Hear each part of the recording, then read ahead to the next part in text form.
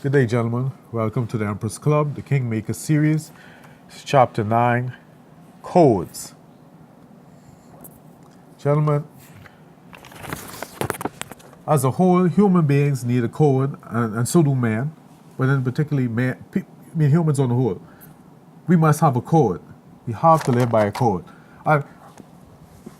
This was cemented in my mind as a requirement for the Empress Club. When I was reading Bushido, the different codes of the samurai. Gentlemen, you must have codes. There are things that you must live by, that are not to be questioned.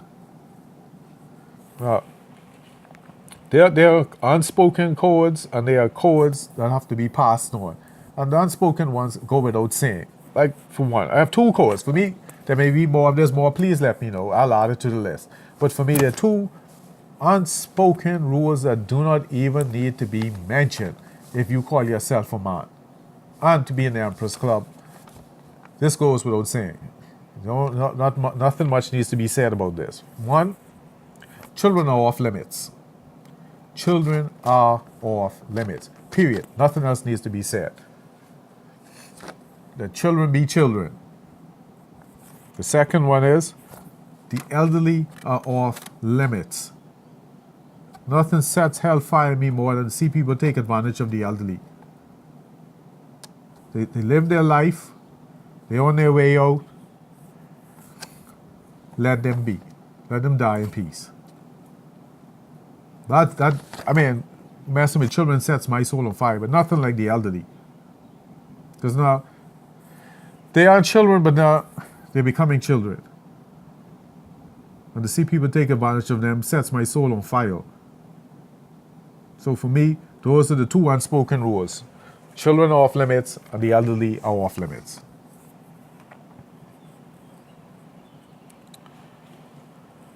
I have two stories about this, right? There's someone who, when Mr. Murphy knocked on my door, they were glad to see my life turn upside down. They got off on it. They couldn't wait. They didn't hesitate to tell me how much joy they felt at adversity falling on me. 15 years later, I saw them crying. And I had forgotten how they were gloating at my misfortune. And I asked them why they were crying. And they were like, you know what? I sent my child to school and I didn't have money to buy him breakfast, give him lunch, and there's nothing home to cook. And me being me, because I love children, I said, all right, let's go. What do you want for breakfast? So we went, got him breakfast. Then we went to the food store. I got food for the week because they wanted to get the child canned food. I don't believe in eating canned food. I cook my food fresh. So I did that. I got it for 2 weeks. And at lunchtime, I didn't have time to take the person back to the child's school for lunchtime, so I gave them money for the child's lunch for that day and for a week. And then, on my way, I remembered this person glowed at me, so I went back. And I told them, I forgot what you did, and it just came back to me.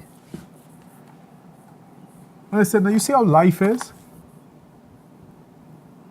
Now, adversity come knocking on your door, it not only affect you, it affect your child.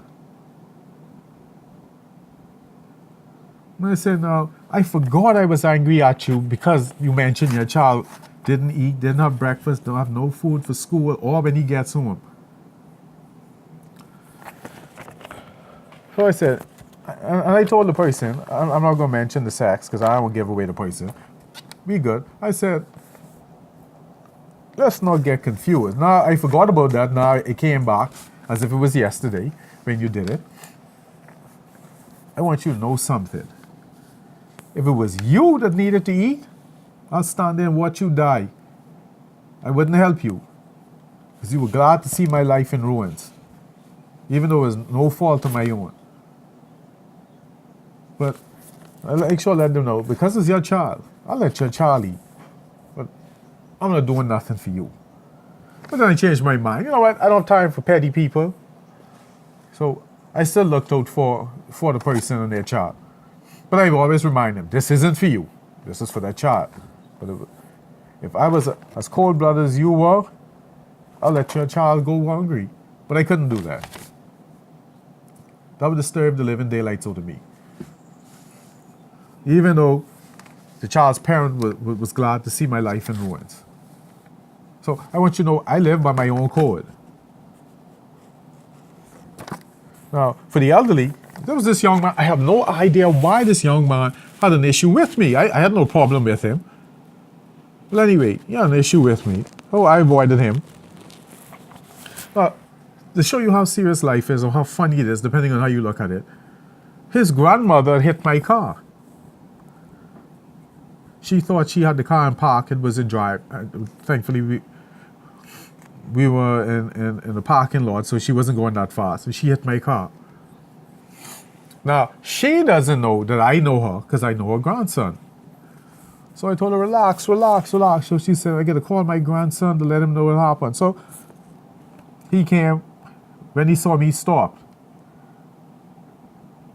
He stopped. Yeah. He realized, oh God, my grandmother hit his car. So I went over to him and I tell him, look here, Chief, I don't know what your problem is with me because I have no problem with you. Anyway, I didn't give your grandmother a hard time because A, she is elderly, and I didn't want to worry because she's already hyperventilating over hitting my car. So I thought it's no big deal. Because I mean, she only put a dent in my car.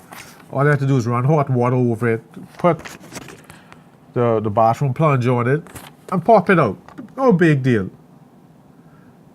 So I tell him to tell her, relax. There's no problem. Relax. There's a car. It's a piece of metal. We don't need her catching a heart attack or a stroke over a piece of plastic. So we walked over to Grandma, and on the way, I said, you see how life is? You got a problem with me, and look, your grandmother hit my car. I didn't act like a fool and give the woman a hard time. But then I just want you to see how life is. So now, we're the best of friends, so he's okay now. I mean, he's okay. I mean, I never had a problem with him. But those are the two experiences I had. The lady hit my car. That example is to show you also that life is a cycle. Anyway, another story with a gentleman hit my car. This old man hit my car. I was going to the airport. I said, now the devil really is busy. I'm going to go make some money. And this man hit my car. So I got out. He was panicking because he thought I was going to respond like the average knucklehead when their God gets hit. So I told the old man, sir, this isn't my God. Relax. So they said, oh, son, I got to keep you here all day waiting on the police. I said, no, sir, I have a flight to catch and I don't have time for this. I could pop this out and then spray paint it later. I had a cousin that could do that. So it's no big deal. Bang, the old man gave me $100. Ah! So, and I'm being a douchebag to the old man. I made $100. I made my flight and took care of my business. Now, let's go on to the spoken word chords. Like for me, the biggest chord for me among many is to keep your word. That's why the first chapter in the Kingmaker is word is born. Keep your word. Don't make promises and don't keep it. This is why I despise politicians off the bat. Man, do not make promises they don't keep. If you make a promise, you keep it. And I learned this lesson in primary school from the Frog Princess. She did not want to kiss the frog, but I can't remember the story went. I should know. I even watched the movie with my niece. But the king told his daughter, you made a promise and you keep it. And I was impressed with that. Here's this man telling his daughter to keep her promise. And as men and gentlemen, we are to keep our promises. Or don't make promises you can't keep. Or if you break a promise, let it be after you have moved heaven and earth to try and keep it. but keep your promises, gentlemen. Now, when the next one is borrow or paying back money. If you borrow money, pay it back. If you borrow money, make sure you pay it back. That goes without saying. But some people stink like that. Your honor is everything. And speaking of which, third rule, never betray a trust. Never betray people who put their faith in you. Nothing much needs to be said about that. That's self-explanatory. Also, never lust after another man's woman. That is despicable. You know, men take care of their own business, build their own. How can you build something with another man's woman? And what gets me is the music industry is like normalizing this nonsense. And to me, that's suspect behavior if you ask me. Well, anyway, no one is asking me. So just remember that, gentlemen. Get your own. That's what men do. And finally, gentlemen, there's no place for jealousy in your heart. None. Because, like my grandmother says, the sun rises one time. So you get just as much time as the next man. If he is doing what he has to do to get what he wants, and you want what he has, instead of sitting there stewing with his jealousy, get your duff up and put your 24 hours to use. Another code, which was more or less the same thing, is to be proactive. So take the initiative. That's what men do. You can't be in an Emperor's Club if you're not taking initiative, gentlemen. Thank you for your time. The next chapter, chapter 10, is going to be education. I will catch you on the flip side. Goodbye.